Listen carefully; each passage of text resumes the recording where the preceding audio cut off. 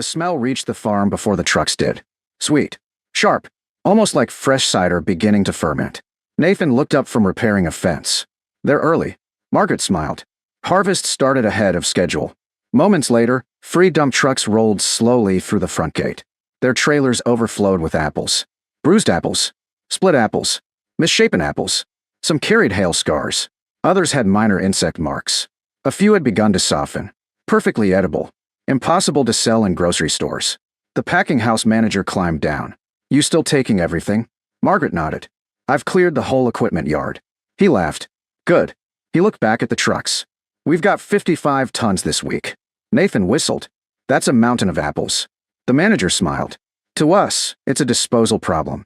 Margaret looked across the trailers. To me, she smiled. It's next year's business. The arrangement had started almost by accident. The Hale farm bordered one of the state's largest apple packing houses. Every autumn, thousands of tons of apples arrived from regional orchards. Only perfect fruit reached supermarket shelves. Everything else became Cull apples. Some were sent for livestock feed.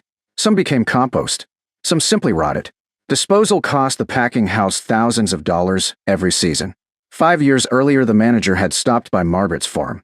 I've got an unusual question. Margaret smiled. I usually like unusual questions. He pointed toward the packing house. We're paying people to haul away apples. She nodded. I've noticed. What if? He hesitated. You took them instead? Margaret looked toward an unused gravel lot behind the old machine shed. It served no real purpose anymore. I've got room. Neither realized that handshake would quietly transform both businesses. Every harvest season trucks arrived. Week after week. Load after load. Mountains of apples grew behind a barn. Neighbors couldn't understand it. Naturally. Saturday morning found the county diner full. Dale Harper folded his newspaper. You hear what Margaret's collecting now? Rick looked up. What? Rotten apples. Several farmers laughed. How many? Truckloads. Another rancher grinned. I drove past yesterday. Silence. I thought she'd started her own landfill. The room erupted. Margaret walked inside carrying hydraulic hose fittings. Dale waved. Morning. Morning. He smiled. So. She laughed. So. Planning to open a pie factory? No. Cider? No. What then? Margaret smiled. I don't know yet. The room laughed again. The answer sounded strange. Except it wasn't entirely true. She knew exactly what fascinated her. She simply hadn't figured out how far it could go. The idea began years earlier with Samuel Hale. One rainy afternoon, Margaret found him filling a small oak barrel with crushed apples. She frowned. Those are the bruised ones. Samuel nodded. They're the sweetest. She looked confused. Why waste the good barrels on bad apples? Samuel smiled. Because Vinegar doesn't care what grocery stores think. He placed the barrel beneath the old equipment shed. It only cares about sugar. That barrel quietly fermented for nearly a year. When Samuel finally opened it, the sharp aroma filled the entire barn. Margaret dipped one finger. Bright. Complex. Nothing like ordinary white vinegar. Samuel smiled. Some products improve after everyone else gives up on them. Years later, she remembered every word. Instead of selling fresh apples, she became fascinated with what happened after apples stopped looking perfect. She studied fermentation, acetobacter cultures, oak aging, natural vinegar production, not industrial vinegar, traditional vinegar, slow vinegar. She enrolled in weekend food preservation workshops, visited small cider makers, read books written a century earlier. Nathan found them scattered across the kitchen table. You're doing it again. Margaret looked up. What? The books. Silence. The books. They always become another business. She laughed. They usually do. The first production season proved messy. Very messy. Margaret sorted apples by hand. Discarded only truly spoiled fruit.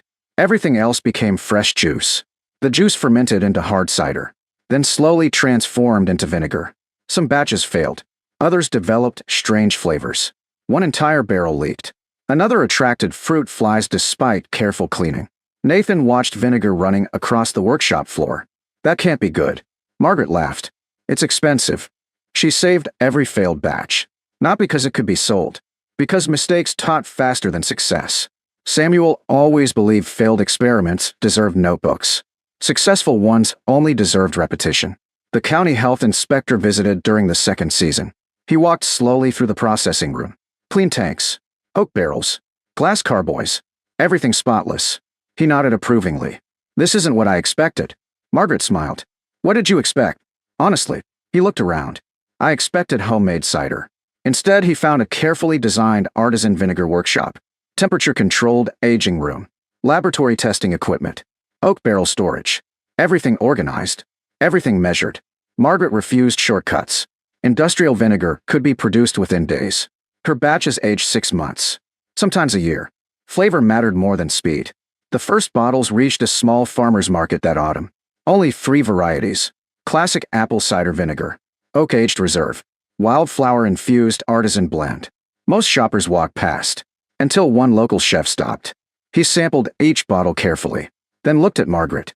You made this? She nodded. He tasted the oak-aged vinegar again. Finally, he smiled. I've been importing vinegar from Europe. Silence. I don't think I need to anymore. He bought every bottle on the table. The following week, he ordered another case. Then another.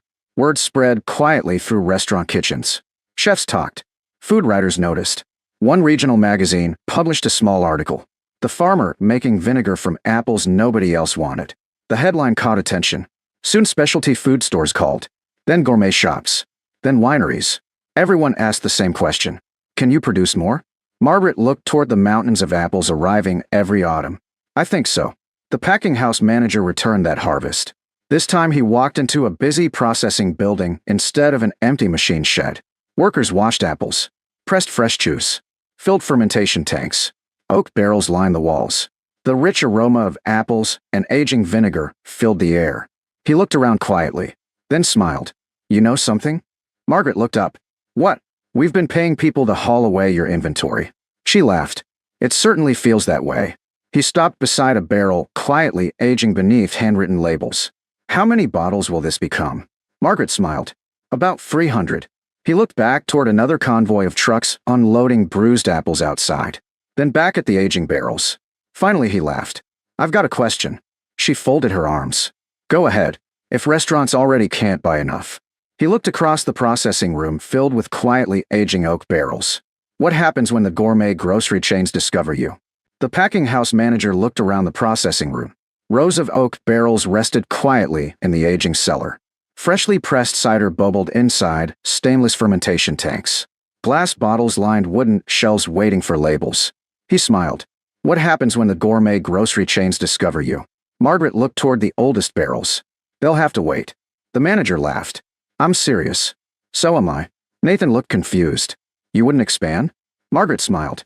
I would. Silence. But I won't rush fermentation. That became the foundation of the company. Demand would never decide quality. Time would. The first regional gourmet chain contacted her 3 months later. Their buyers sampled 6 vinegars during a food show. He paused after tasting the barrel-aged reserve, then tasted it again. Finally, he asked, how many bottles can you ship every month? Margaret answered honestly, not enough. The buyer laughed. I appreciate honesty. She smiled. I'd rather disappoint someone today than every customer next year. Instead of rejecting the order, he reduced it. We'll start small. That decision changed everything. Within weeks, the vinegar appeared on specialty grocery shelves throughout the state. Food writers noticed first. One magazine described the oak-aged vinegar as having layers of baked apple, caramel, toasted oak, and wildflower honey. Chefs began requesting private barrel selections. Boutique restaurants proudly listed the farm's name directly on their menus. Nathan walked into the office carrying another stack of purchase orders. We've got another problem. Margaret looked up. The waiting list. He nodded. 9 months. She smiled. That's manageable. He handed her another folder. This one makes it 16. She quietly closed the binder. We're still not rushing. The old machine shed behind the farmhouse slowly transformed. The gravel lot where rotten apples once rotted became a beautiful fermentation campus. Long rows of French and American oak barrels filled climate-controlled buildings. Natural stone floors helped regulate temperature. Visitors walked elevated wooden catwalks overlooking the aging room. The sweet aroma of apples mixed with toasted oak filled the air. One afternoon, the county health inspector returned. He stopped in the center of the barrel room. Sunlight filtered through tall windows. Hundreds of quietly aging barrels stretched into the distance. He laughed. I remember when this place had fruit flies. Margaret smiled. So do I. You've built something remarkable. She looked around. The apples built it. The biggest surprise came from the packing house itself. Its quality manager arrived carrying several old production records. "I found something." Margaret looked up. "What?" He spread faded paperwork across the table. For nearly 20 years, the packing house had paid enormous disposal fees every harvest season. Millions of pounds of Cull apples had left the property with almost no value returned. He shook his head. "We kept calling them waste." Margaret smiled. "They were inventory." The manager nodded. "We just didn't know it." The partnership expanded. Instead of random truckloads, the packing house created a dedicated sorting line. Bruised apples suitable for vinegar were separated immediately. Only fruit truly beyond use became compost. Everything else headed to the Hale farm. Waste nearly disappeared. The local newspaper noticed. Its headline covered nearly the entire front page. "Nothing wasted. Local partnership saves thousands of tons of apples." Soon agricultural universities requested tours. Food science students filled the fermentation buildings. One professor asked Margaret, "When did you realize this could become a premium product?" She smiled. "I didn't." The students looked surprised. "You didn't." "I realized it could become an honest product." Silence. The premium part came later. That answer stayed with many of them. One autumn, a famous restaurant owner flew in from New York. He spent nearly an hour tasting different barrel vintages. Some aged 12 months. Others nearly 3 years. He finally placed his tasting glass on the table. "I've got a question." Margaret folded her arms. "Go ahead. Would you create a private reserve exclusively for our restaurants?" She thought for a moment. "Yes. But," he smiled. "I can hear the but. You don't choose the release date." He laughed. "The vinegar does." The reserve eventually spent 32 months in oak before Margaret considered it ready. The restaurant owner later admitted it became the most talked about condiment on his menu. Visitors purchased bottles simply because they had tasted it with dinner. The company quietly grew beyond vinegar. Apple shrubs, barrel-aged glazes, small batch drinking vinegars, chef blends infused with herbs grown on the Hale farm. Yet vinegar always remained the heart of the business. Every bottle still began exactly the same way. A bruised apple. One rainy afternoon, Dale Harper visited the processing facility. He slowly walked between towering stacks of freshly delivered apples. Forklifts carried wooden bins toward the press. Workers sorted fruit with remarkable speed. Nothing looked rotten. Nothing looked wasted. Dale picked up one scarred apple. "I would have fed this to cattle." Margaret smiled. "So would I." He looked surprised. "You would, after making vinegar." They both laughed. Dale shook his head. "You know what still bothers me?" Margaret already knew. I laughed. "You did." "I drove past these piles every fall." He looked around. "I thought I was looking at garbage."